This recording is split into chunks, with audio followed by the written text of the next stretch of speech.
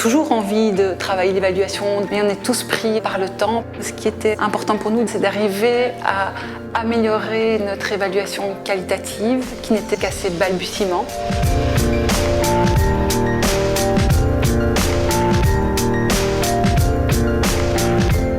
La SBL iCare, c'est une SBL qui existe depuis 5 ans maintenant, qui a pour objet social de faire la promotion de la santé en milieu fermé. On a vraiment une logique d'amener un peu du dehors à l'intérieur de ces milieux qui sont vraiment clos et d'avoir une logique positive, de santé positive dans un milieu un peu hostile à la santé. C'est un projet qui, à nos yeux, gagnerait à être implanté dans d'autres prisons ou d'autres lieux fermés. Et donc, il était capital de savoir comment est-ce que ce projet fonctionne, par quel mécanisme, en fait, on peut obtenir des effets, parce que d'une prison à l'autre, d'un contexte à l'autre, chez les hommes, chez les femmes, ce sera de toute façon différent. Donc, au mieux qu'on prend le projet, en plus, on pourrait évidemment arriver à l'implanter ailleurs avec un facteur de réussite important.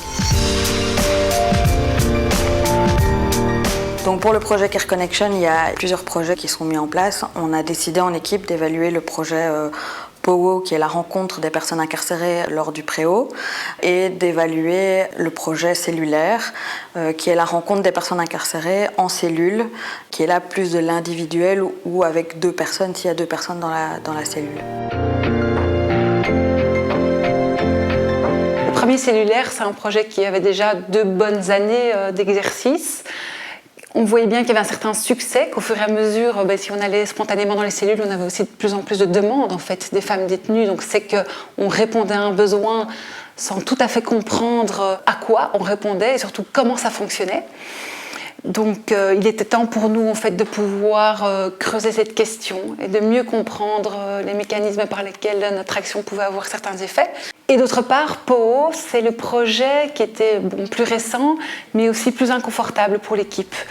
J'ai entendu mon équipe se poser beaucoup de questions du sens en fait, d'aller au préau. L'hypothèse de départ, c'est de se dire que si on va à la rencontre des personnes, qu'on leur donne la possibilité de nous accueillir dans leurs cellules, on pourra aussi prendre le temps, au sein de leur univers, de travailler avec elles leur pouvoir d'agir, en fait, en leur permettant une certaine réflexion sur leur situation, une certaine distance, en les écoutant tout simplement, en fait, et en travaillant vraiment ce qui fonde finalement notre SBL, qui est la notion du care, de la considération, de la bienveillance, enfin, tous les mots qu'on pourrait trouver autour de cette notion-là. Et donc de prendre le temps avec les gens pour pouvoir les renforcer, pour qu'ils puissent prendre des décisions pour eux-mêmes ou avoir un certain recul et, si possible, que c'est un effet à long terme. Pour POWO, notre idée première, c'était de se dire que si on est dehors et qu'on a donc l'occasion de marcher avec les personnes, on pourrait aborder des sujets peut-être plus tabous, plus compliqués pour les gens, parce qu'on regarde dans la même direction, qu'on n'est pas dans le face-à-face qu'on peut avoir en cellule. Les hypothèses qu'on avait vis-à-vis de ce projet, c'était que, en permettant à nos travailleurs d'aller dans des espaces collectifs, on puisse déjà toucher des femmes qu'on n'avait pas l'occasion de rencontrer en individuel, que là, ça nous permettait de toucher une population beaucoup plus large et d'aborder des questions de santé de manière collective et donc de faire ressortir des problématiques collectivement et que finalement elles se sentent comme faisant partie d'un groupe et de renforcer leur envie peut-être ou leur capacité d'agir sur des problématiques où elles se rendent compte que finalement elles sont communes à l'ensemble de ces femmes. Pour POWO, on a décidé de faire passer des questionnaires anonymes sous les portes des cellules. On a voulu fonctionner par écrit, alors ce qui a ses limites aussi, parce qu'on a quand même un public ici qui a un rapport à l'écrit parfois très, très limité pour des questions de langue ou de bagages scolaires. Et donc de travailler par un écrit simplifié, entre autres avec des petits smileys pour leur demander finalement comment c'était le préau avec ou sans nous et comment elles se sentaient en fait avec la présence d'iCare. Pour cellulaire, donc le projet en individuel en cellule, on a fait 2 focus group différents permettant de mixer les profils des femmes, autant dans leur profil en tant que personne, leur âge, leur environnement et leurs expériences personnelles, que de l'expérience qu'elles pouvaient avoir en bénéficiant des projets mis en place par iCare.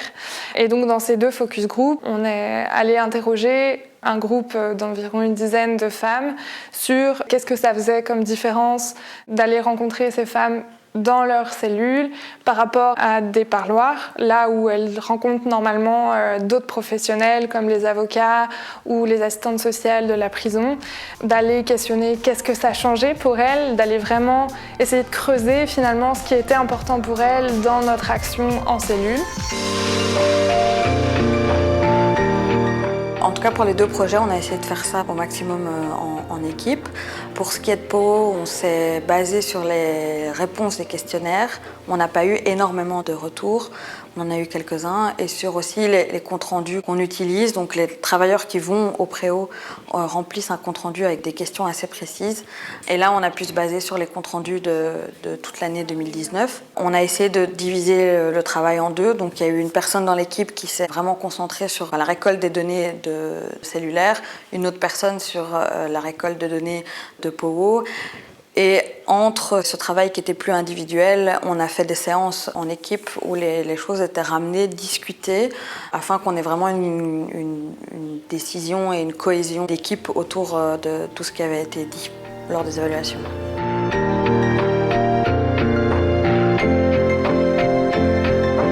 Ce qui est intéressant peut-être dans notre petite ASBL qui est occupée à grandir, c'est qu'à tous les niveaux de l'ASBL, on a été impliqués. Donc que ça soit l'équipe sur le terrain, que ça soit notre chargée de mission en 2e ligne qui travaille entre autres des questions d'évaluation, que ce soit moi en tant que directrice de l'ASBL, mais que ce soit aussi mon conseil d'administration qui a pris part en fait à l'évaluation, puisque c'est eux qui sont allés interviewer quelques professionnels. On s'était dit que c'était intéressant qu'il y ait une certaine distance et ça a permis de libérer en tout cas une parole du côté par exemple d'une directrice de prison. Maintenant, les parties prenantes aussi au niveau de la prison ont eu il a fallu aussi parler du projet, que ce soit à des agents, à des personnes détenues, que ce soit aussi au niveau des directeurs de prison. Et donc j'ai eu l'impression en tout cas qu'à travers ce projet le plus participatif possible, on a pu impliquer un maximum du monde et donc même d'influencer l'intérêt en fait pour l'évaluation qualitative.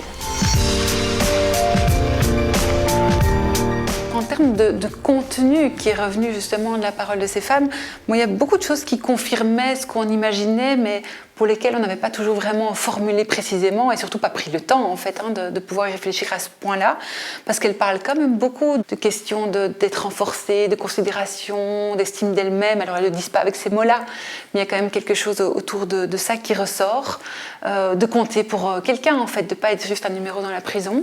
Et donc ça confirme l'existant. Maintenant il y a des choses plus surprenantes, comme des effets sur le sommeil, de diminution de l'anxiété. Au niveau du préau, depuis le début, donc le projet POO, depuis le début, on se disait mais est-ce que c'est envahissant ou pas? C'est le seul endroit où elles sont tranquilles. Et il est quand même ressorti de manière très occasionnelle, mais dans les évaluations, que le sentiment d'envahissement existait.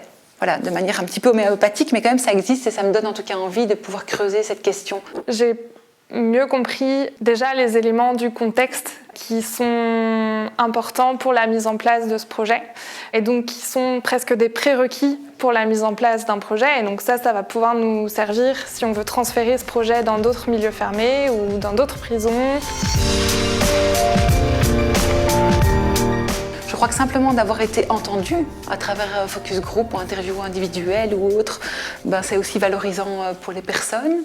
Et puis je pense que c'est de nouveau de manière indirecte, mais si nous on sait mieux communiquer sur notre projet, on a plus de chances aussi de pouvoir le développer dans d'autres établissements. Et donc en fait, l'impact à long terme, il se retrouve chez tous les hommes ou femmes détenus. Je me suis vraiment sentie accompagnée dans ce processus et satisfaite des conclusions qu'on en ressort parce que c'est quelque chose qui va nous servir au quotidien et qui, je l'espère, nous servira au sein de l'ASBL, mais aussi à d'autres projets, peut-être en milieu fermé ou dans d'autres milieux hostiles à la santé. C'est quelque chose de très enthousiasmant et de renforçant de la dynamique du travail et de la qualité du travail sur le terrain.